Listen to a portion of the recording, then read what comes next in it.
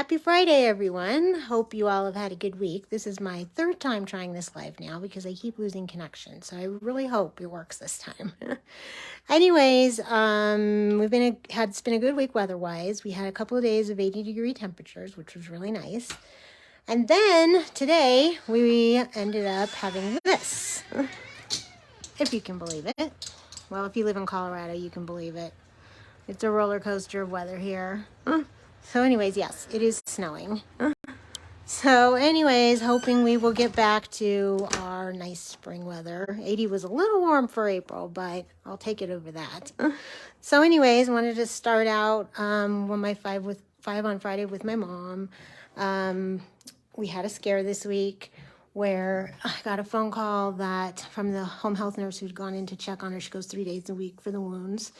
Said there was a pool of blood in front of her chair, and she went to inquire what was going on, and turns out that I guess her ankle started bleeding, bled through the Una boot, which is kind of like a cast, and one of the caregivers decided to try to take care of it herself instead of calling either she or I. And anyways, when she got there and unwrapped it, it was just gushing everywhere. Thank God she went. And she was worried that she wasn't going to be able to get it to stop. So she said, what do you want to do? Did I want to go to the hospital? And that was like the last thing I wanted to do. And my mother was refusing to go anyways, which I knew she would. So anyways, I tried to take, breaths and think about it, not panic. And I decided, I said, let's call Dispatch Health. That is an urgent mobile care we have here. I don't know if you guys have it, but it's a really great service. But I've used it in the past, but unfortunately, they've kind of had some issues the last couple of times with my husband and my brother-in-law. They both times did not show up. So anyways, we said, let's give it a try since she had it was under control and she wasn't doing bad any other way. She was doing actually good. So anyways, we called and I got a time frame of 1 to 10 p.m., which is just a crazy amount of time. But I said, all right, let's just watch it. So that is what we did. And thankfully, she got it to stop and it stayed stopped. And so by 8 o'clock that night, they still hadn't come. But I knew she was still doing good, and they said she was sleeping, and so I just went ahead and canceled it because I didn't want to wake her up and cause more problems. But I was just so thankful that we avoided the hospital because that is the last place I want to go right now, and I know she doesn't want to go there either. And fortunately, the wound care doctor came the next day, and she was able to put on the silver stuff for it, so that was good, and was able to seal it even more. So we still don't even know what happened, what caused it to actually open, but at least we have it under control now, and I'm just praying that it stays that way. So anyways, on top of that, I went and looked at more facilities this week, 2 more yesterday. Pros and cons, but overall just not a place that I want her to end up. But I just don't think I'm going to have any choice. I mean, skilled nursing is way different than assisted memory type of thing. And it just makes me so sad, that this is, what the end of her life is going to look like. I just don't understand how elder care can be like this in this country. I mean, it just makes me sick. It just really does. And, through this process, I mean, I just want to be able to figure something out to help bring change to this because, you should not have to go your whole life, you live your whole life and end up like this. It's just not right.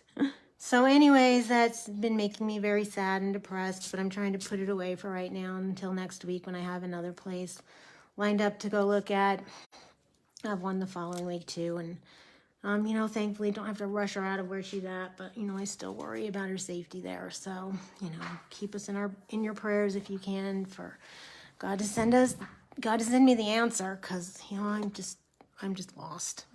So anyways, on top of that, when we went to visit her on Monday, we brought the dogs and we got this really cute video of Penny actually finally letting her pet her because, Penny is so afraid of strangers and, well, she's not a stranger, but just, people she doesn't really know. And so it's really cute and I'm going to try to post that. I did post it in my stories on Instagram and Facebook, but I'm going to put it on my Facebook page too if you haven't seen it.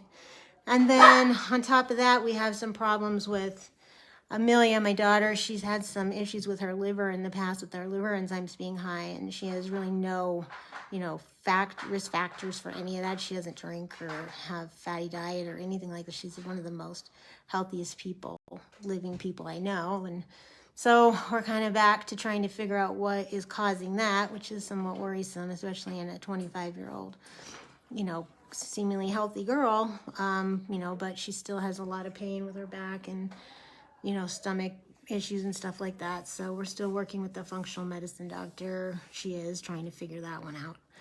And then in my Etsy shop, things have been extremely, extremely slow. But anyways, I got a custom order for these little boat favors. And this lady, usually I do them in red stripes, but this lady wanted them all in navy. And they're really cute. They're really cute to put on the table, and you can fill them up with stuff, which is really nice. So anyways, I've been working on those, but once again, I'm kind of at a crossroads as to what to do. So anyways, got that. And then, in all of this, I'm just trying to stay positive. It's hard though, when you just keep being met with all these challenges. And the one verse that I always go back to is Matthew 7:7. Which is ask and it will be given to you, seek and you will find, knock and the door will be open to you. And, that's what I'm hoping, will happen, that the right place is gonna appear. But anyways, and, on top of that, I just heard something this morning, which I found really inspiring, encouraging. It was from a lady named, I think it's Natalia Rachel. She just wrote a new book, Why Am I Like This? But anyway, she was saying, her quote was, God is a resource for your journey, not a judge for your pain. And I thought that was very inspiring and encouraging. So anyways, I just wanted to end with a little bit of prayer. We can keep Ukraine in our prayers, stop that senseless war, pray for Iran, the women in Iran, LGBTQ plus community, and to stop anti-Semitism, And also, if you guys need prayer, please let me know. I'll add you to the list. Also, please keep Josh in prayer. He's still struggling. My friend Jana as well. And anyways, I hope you guys have a good weekend, and I'll talk to you soon.